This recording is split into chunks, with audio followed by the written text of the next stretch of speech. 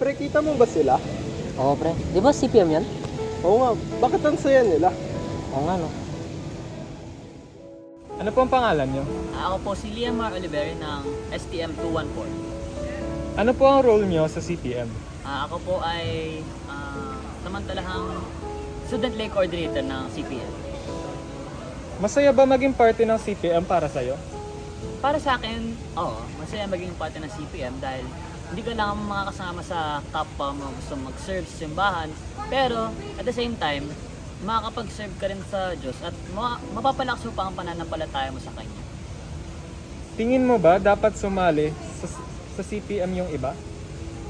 Sa tingin ko, inaanyayahan ko lahat na sumali sa CPM. Pero hindi lahat papasok sa CPM. Kasi meron naman tayong iba't ibang paniniwala, meron tayong iba't ibang filosofiya at relihiyon. Kaya hindi naman namin pwede ipilit na sumali o gawin ng sarili naming tradisyon. Pero inaanyayahan talaga namin na sumali kayo sa CPM dahil hindi lamang ito paraan para maglingkod sa Diyos, mapatibay ang ating pananampalataya, pero paraan din to para makapaghalubilo sa mga ating kapwa, estudyante at iba pang mag-aaral na gustong maglingkod at gumawa ng bagay na mas malakas sa kanila at makatulong sa ibang tao. Last, ano ang masasabi mo sa mga aspiring o plano sumali sa CPM? At ang masasabi ko lang is, kapag sumali ka, hindi mo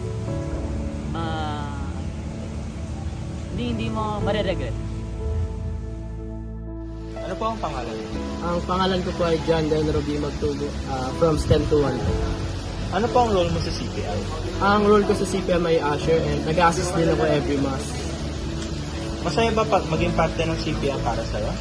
Para sa akin, oo naman, masaya. Kasi syempre, nakapag-serve ka na and at the same time, madami ka rin namimit na friends and new people. Tingin mo ba na dapat sumali yung mga iba sa CPM? Oo naman, dapat sila sumali kung gusto man nila. Kasi, yun nga, nakapag-serve din tayo and nag-enjoy din tayo every mass.